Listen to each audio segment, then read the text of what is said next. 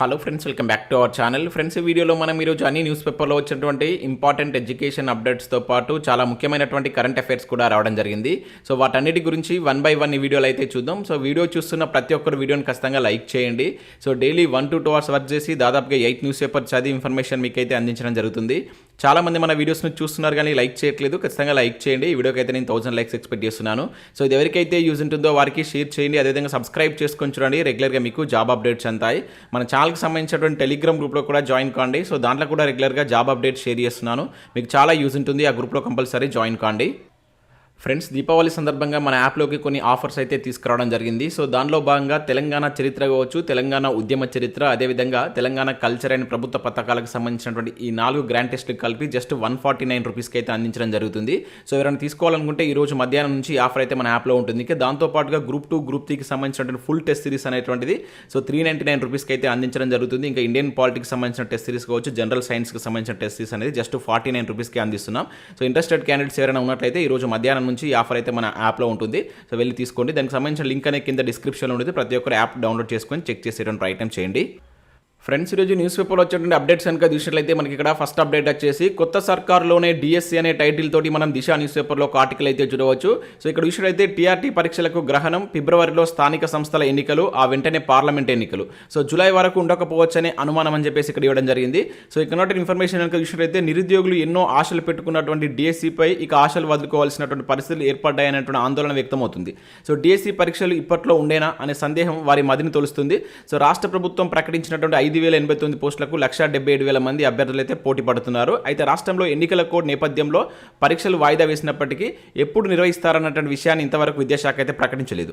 So ఇదివరకే edit option ముగిసిన so September 6న విడుదల చేసినటువంటి డిఎస్సి నోటిఫికేషన్కు సంబంధించి అప్లికేషన్ స్వీకరణ అనేటువంటి మనకు సెప్టెంబర్ 20 నుంచి అక్టోబర్ 21 వరకు అయితే ఉండగా గడువును పొడిగించి 29 వరకు దరఖాస్తులు తీసుకున్నారు. సో ఆన్లైన్లో పరీక్షలు నవంబర్ 20 నుంచి 30 వరకు నిర్వహిస్తామని నోటిఫికేషన్లో పేర్కొన్నారు. సో ఎన్నికల తేదీలు ఖరారు కావడంతో నవంబర్ 30న ఎన్నికలు ఉండడంతో మొదట్లో ఆ ఒక్కరోజు పరీక్ష వాయిదా వేస్తే సరిపోతుందని విద్యాశాఖ భావించింది.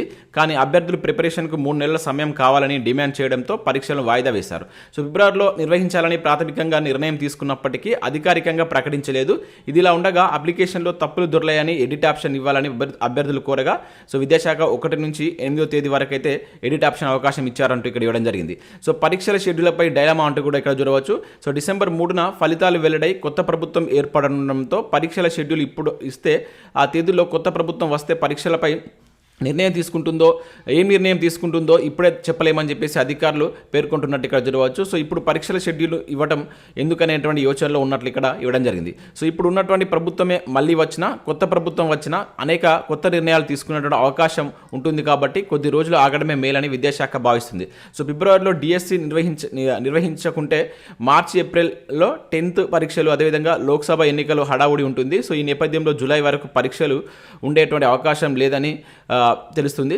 సో ఏది ఏమైనా కూడా ఈ వారం 10 రోజుల్లో నిర్ణయం రాకుంటే ఇక కొత్త ప్రభుత్వంలోనే పరీక్ష షెడ్యూల్ వచ్చేటువంటి అవకాశం ఉంటుందంటూ స్పష్టమవుతుందని చెప్పేసి ఇక్కడ మనకు ఒక అప్డేట్ దిశ న్యూస్ పేపర్లో డిఎస్సికి సంబంధించి అయితే చూడవచ్చు. సో మనకు ఇప్పుడు జరుగుతున్నటువంటి ఎన్నికల తర్వాత మళ్ళీ పంచాయతీకి సంబంధించిన ఎన్నికల తర్వాత పార్లమెంట్ ఎన్నికలు అయితే ఉన్నాయి. ఈ నేపథ్యంలో ఇవి జూలై వరకు వెళ్ళవచ్చు అని చెప్పేసి ఇక్కడ దిశ న్యూస్ పేపర్లో ఒక ఆర్టికల్ అయితే ఇవ్వడం జరిగింది.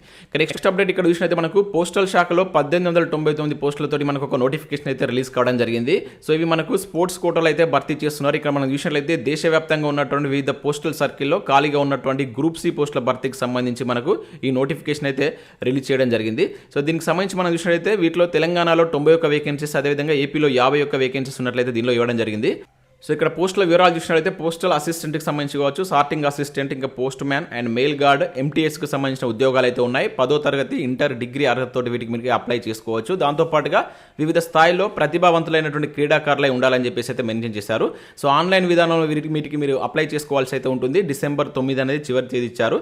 సో మీకు కనుక స్పోర్ట్స్కి సంబంధించినటువంటి సర్టిఫికేట్ ఉన్నట్లయితే వీటికి అప్లై చేసుకోండి. లేకుంటే మీ మిత్రులకు ఎవరికైనా ఈ సర్టిఫికేట్ కనుక ఉన్నట్లయితే వాళ్ళకి దీన్ని షేర్ చేయండి. ఇది మనకు అఫీషియల్ నోటిఫికేషన్ యొక్క పీడిఎఫ్. దీనిలో మీరు చూడవచ్చు ఏ రకాల ఉద్యోగాలు అని చెప్పేసి ఇక్కడ ఇచ్చారు. పోస్టల్ అసిస్టెంట్ కావచ్చు, sorting assistant, postman and mail guard, multi టాస్క్కి సంబంధించిన ఉద్యోగాలు అయితే ఉన్నాయి. సో వీటికి సంబంధించిన ఇక్కడ పే స్కేల్ కూడా చూడవచ్చు. ఇవన్నీ మనకు ప్రభుత్వ పర్మనెంట్ ఉద్యోగాలు.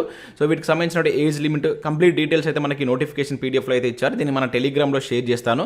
సో మీకు ఏ గేమ్కి సంబంధించిన సర్టిఫికేట్స్ ఉండాలని చెప్పేసి కూడా దీనిలో అయితే మెన్షన్ చేశారు. సో ఈ సర్టిఫికేట్స్ కనుక మీకు ఉన్నట్లయితే వీటికి మీరు అప్లై చేసుకున్నటువంటి ప్రయత్నం చేయండి. మీకు లేకున్నా కూడా మీ మిత్రులకు ఎవరికైనా ఈ సర్టిఫికేట్ కనుక ఉన్నట్లయితే వాళ్ళకి దీన్ని షేర్ చేసేటువంటి ప్రయత్నం చేయండి. చాలా మంచి అవకాశం. ఇవన్నీ పర్మనెంట్ ఉద్యోగాలు.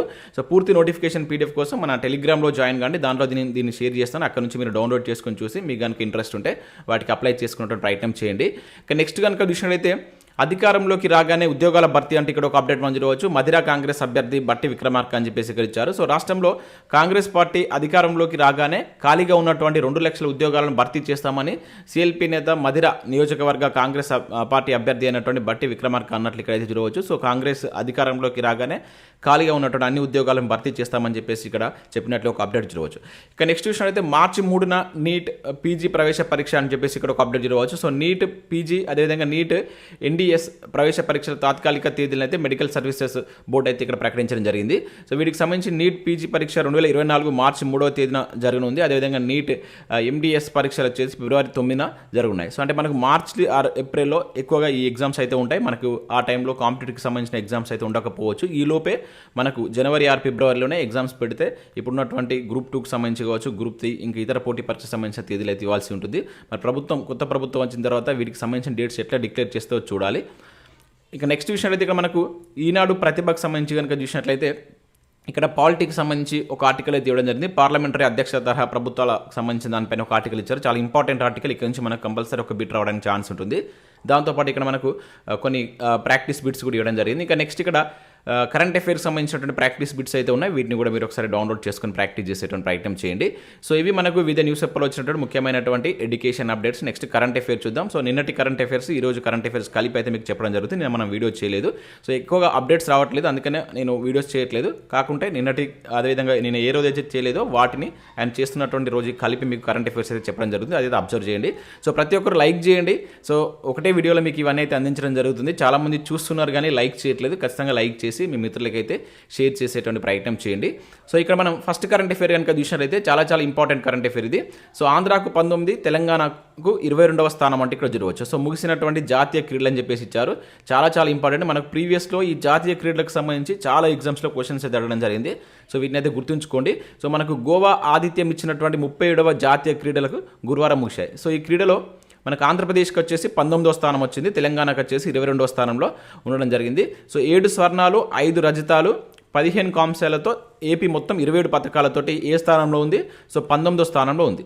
అదేవిధంగా తెలంగాణ వచ్చేసి 4 పసిడి, 10 రజతాలు, 11 కాంస్యాలు. సో 4, 10, 11 అని చెప్పేసి గుర్తుంచుకొని మొత్తం 25 పథకాలు కైవసం చేసుకుంది. సో దీంతో మన తెలంగాణ యొక్క పొజిషన్ ఏంటంటే 22వ పొజిషన్లో ఉంది. చాలా ఇంపార్టెంట్. వచ్చినటువంటి పథకాల సంఖ్యను కూడా అడుగుతున్నాడు. సో ఎన్ని వచ్చాయని చెప్పేసి కూడా సరైన క్రమంలో అమర్చమని చెప్పేసి ఇట్లా కూడా అంటాడు. సో 4 పసిడి, 10 రజతాలు, 11 కాంస్యాలు, మొత్తం 25 పథకాలతో తెలంగాణ 22వ స్థానంలో ఉంది. అదేవిధంగా ఏపీ వచ్చేసి మనకి ఇక్కడ 19వ స్థానంలో ఉన్నట్టు గుర్తుంచుకోండి. అండ్ దాంతోపాటు ఇక్కడ ఫస్ట్ ప్లేస్లో ఉన్నటువంటి కూడా అడుగుతాడు. సో ఫస్ట్ ప్లేస్లో ఈ జాతీయ క్రీడల్లో 37వ జాతీయ క్రీడలు మనకు ఎక్కడ జరిగాయి? గోవాలో జరిగాయి. సో దీనిలో మనకు మొదటి ప్లేస్లో 228 పథకాలతోటి మహారాష్ట్ర ఓవరాల్గా ఛాంపియన్గా అయితే నిలిచింది. సో దాని తర్వాత సర్వీసెస్ 2వ స్థానంలో, హర్యానా అనేది 3వ స్థానంలో ఉన్నట్లు ఇక్కడ చూడవచ్చు. అదేవిధంగా ఇక్కడ మనకు ఉత్తమ అథ్లెట్స్ అవార్డ్స్ కూడా ఇస్తారు. పురుషులకు సంబంధించి ఒకటి, అదేవిధంగా మహిళలకు సంబంధించి. అదేవిధంగా ఇక్కడ కర్ణాటకకు సంబంధించినటువంటి శ్రీహరి నటరాజుకు ఉత్తమ పురుష అథ్లెట్ అవార్డు రావడం జరిగింది. అదేవిధంగా ఉత్తమ మహిళా అథ్లెట్స్గా ఇద్దరికి రావడం జరిగింది. ఒకరు వచ్చేసి ఇక్కడ మనకు సంయుక్తంగా ఇవ్వడం జరిగింది. ప్రసెల్ కాలే మహారాష్ట్రకు సంబంధించి కావచ్చు, అదేవిధంగా ప్రణతి నాయక్ ఒడిశాకు సంబంధించిన వీళ్ళిద్దరికి ఉత్తమ మహిళా అథ్లెట్స్గా రావడం జరిగింది. సో వీళ్ళ పేర్లను కూడా మనం గుర్తుంచుకోవాల్సి ఉంటుంది. కాంపిటేటివ్ ఎగ్జామ్లో ఎట్లయినా అడగవచ్చు కనుక చాలా ఇంపార్టెంట్ ఇది. ఇక నెక్స్ట్ విషయం అయితే మనకి ఇక్కడ సుప్రీంకోర్టు కొత్త జడ్జీల ప్రమాణ స్వీకారం అంటూ చూడవచ్చు. ఆల్రెడీ మనం 2 days బ్యాక్ కూడా దీనికి సంబంధించిన అప్డేట్ అయితే చూసాం. సో నిన్న వీరికి సంబంధించిన ప్రమాణ స్వీకారం అయితే కంప్లీట్ కావడం జరిగింది. మొత్తం 34 చేరినటువంటి న్యాయమూర్తుల సంఖ్య అని చెప్పేసి ఇక్కడ ఇచ్చారు. సో మనకు సుప్రీంకోర్టులో మొత్తం 33+1 మెంబర్స్ అయితే ఉండాలి. సో దీంతో ఈ నియామకంతో కంప్లీట్గా అదైతే ఫిల్ కావడం జరిగింది. సో మన కొత్తగా నియమితులైనటువంటి వ్యక్తులు ఎవరంటే ఇక్కడ చూసినట్టయితే జస్టిస్ సతీష్ చంద్ర శర్మ, అదేవిధంగా జస్టిస్ అగస్టిన్ జడ్జ్ మాసిక్, అదేవిధంగా జస్టిస్ సందీప్ మెహతాలు. సో ఈ ముగ్గురు పదవి ప్రమాణ స్వీకారం అయితే నిన్న చేయడం జరిగింది. దీంతో 34కు చేరారు. సో దీనిలో మనకు తెలుగు ప్రాంతంలో హైకోర్టు న్యాయమూర్తిగా చేసినటువంటి వ్యక్తి ఒకరు ఉన్నారు. అతను ఎవరనేది కింద కామెంట్ చేయండి. మనం ఆల్రెడీ ప్రీవియస్ వీడియోలో చూసాం. ఇక నెక్స్ట్ చూసినట్లయితే తెలంగాణకు మరో అవార్డు అంటే ఇక్కడ ఒక ఇంపార్టెంట్ కరెంట్ అఫైర్స్ చూడవచ్చు. ఇక్కడ చూసినట్లయితే మనకు PMFM ఈ అమలులో ఉత్తమ రాష్ట్రంగా ఎంపిక అని చెప్పేసి ఇచ్చారు. సో రాష్ట్రపతి ముర్ము చేతుల మీదుగా అవార్డుల ప్రదానం అని చెప్పేసి ఇక్కడ చూడవచ్చు. సో తెలంగాణకు మరో ప్రతిష్టాత్మక అవార్డు అయితే దక్కింది. సో వరల్డ్ ఫుడ్ ఇండియా, ఇది ఆల్రెడీ మనం 2 డేస్ నుంచి చూస్తున్నాం. వరల్డ్ ఫుడ్ ఇండియా 2023లో భాగంగా కేంద్ర ప్రభుత్వం పథకమైనటువంటి ప్రధానమంత్రి formalisation of micro food processing enterprises scheme అనమాట. ఈ స్కీమ్ యొక్క అమలులో భాగంగా so out standing performance award కింద తెలంగాణకైతే కేంద్రం ఎంపిక చేయడం జరిగిందన్నమాట. వరల్డ్ ఫుడ్ ఇండియా కార్యక్రమం ఢిల్లీలో మనకు ఈ నెల 3 నుంచి 5 వరకు అయితే జరిగింది. సో దీనిలో భాగంగా ఈ అవార్డు ప్రధానోత్సవం అయితే జరగడం జరిగిందన్నమాట. మనకు ముర్ము చేతుల మీదుగా ఈ అవార్డు అయితే ఇచ్చారు, రాష్ట్రపతి ముర్ము చేతుల మీదుగా. గుర్తుంచుకోండి, చాలా చాలా ఇంపార్టెంట్. దీనిలో మనకి ఈ వరల్డ్ ఫుడ్ ఇండియా 2023లో తెలంగాణ భాగస్వామ్య రాష్ట్రంగా ఉండగా సో నెదర్లాండ్ అనేది భాగస్వామ్య దేశంగా, జపాన్ ఫోకస్ కంట్రీగా అయితే ఉందంట. ఓకేనా, ఇది ఢిల్లీలో జరిగింది. సో దీనిలో భాగంగా మనకు ఒక అవార్డు కూడా ఇక్కడ రావడం జరిగింది. ఇక నెక్స్ట్ చూసినట్లయితే హైదరాబాద్లో రిలయన్స్ తొలి స్వదేశీ స్టోర్ అని చెప్పేసి ఇక్కడ ఒక ఇంపార్టెంట్ కరెంట్ అఫైర్ చూడవచ్చు. సో ఇక్కడ చూసినట్టయితే సో దేశంలోనే మనకు తొలి స్వదేశీ స్టోర్ను హైదరాబాద్లోని జూబ్లీ హిల్స్లో 20,000 చదరపు అడుగుల విస్తీర్ణంలో రిలయన్స్ రిటైల్ ప్రారంభించినట్లు ఇక్కడ మనం చూడవచ్చు. సో ఇక్కడ రిలయన్స్ ఫౌండేషన్ వ్యవస్థాపకురాలైనటువంటి చైర్పర్సన్ నీతా అంబానీ దీన్ని ప్రారంభించడం జరిగిందనమాట. సో ఇక్కడ గుర్తుంచుకోవాల్సింది ఏంటంటే హైదరాబాద్లో మనకు తొలి స్వదేశీ పోర్టల్ అయితే రావడం జరిగింది. అంటే ఇది ఎవరికి సంబంధించినటువంటి ఇది రిలయన్స్కి సంబంధించి మొట్టమొదటిది మనకి ఎక్కడ ఏర్పాటు చేశారంటే హైదరాబాద్లో ఏర్పాటు చేశారు. ఇది గుర్తుంచుకోండి. ఓకే, స్వదేశ్ స్టోర్ని అయితే ఏర్పాటు చేశారు. దీనిలో మనకు సాంప్రదాయక కళాకారుల కావచ్చు, అదేవిధంగా చేతి వృత్తుల వారి యొక్క నైపుణ్యాలను, ఇంకా వాళ్ళ యొక్క ప్రతిభకు వేదిక ఇదైతే ఉంటుందంట. సో అందుకనే దీన్ని అయితే వీళ్ళు తీసుకొచ్చినట్టు ఇక్కడ చెప్తున్నారు. ఇది మొట్టమొదటిది మనకి ఇక్కడ హైదరాబాద్లో వచ్చింది, అది గుర్తుంచుకోండి. ఇంపార్టెంట్, నేరుగా అడగడానికి ఛాన్స్ ఉంటుంది. ఇక నెక్స్ట్ ఇక్కడ మనం చూసినట్లయితే సాహిత్య అకాడమీ బాలల సాహిత్య అవార్డు 2023ను ఇన్ఫోసిస్ ఫౌండర్ అయినటువంటి మనకు అధ్యక్షురాలుగా పనిచేస్తున్నటువంటి సుధామూర్తికి అయితే అందజేస్తున్నటువంటి దృశ్యం ఇక్కడ మనం చూడవచ్చు. సో ఇక్కడ మనం గుర్తుంచుకోవాల్సి ఏంటంటే సో బాలల సాహిత్య అవార్డు 2023 అవార్డు ఎవరికి వచ్చిందంట డైరెక్ట్గా. సో ఇక్కడ మనం గుర్తుంచుకోవాల్సిన నేమ్ సుధామూర్తి. సో ఇది దీనికి సంబంధించి దీనికి సంబంధించిన అవార్డుని అయితే ప్రదానం చేయడం జరిగిందనమాట. సో ఇది గుర్తుంచుకోండి. ఇక నెక్స్ట్ చూసినట్టయితే మనకు విద్యుత్ ఎయిర్ ట్యాక్సీ వస్తుంది అంటే ఇక్కడ ఒక అప్డేట్ మనం చూడవచ్చు. 2026లో ఆవిష్కరించినటువంటి ఇంటర్ గ్లోబ్ ఈ సంస్థ పేరు గుర్తుంచుకోండి.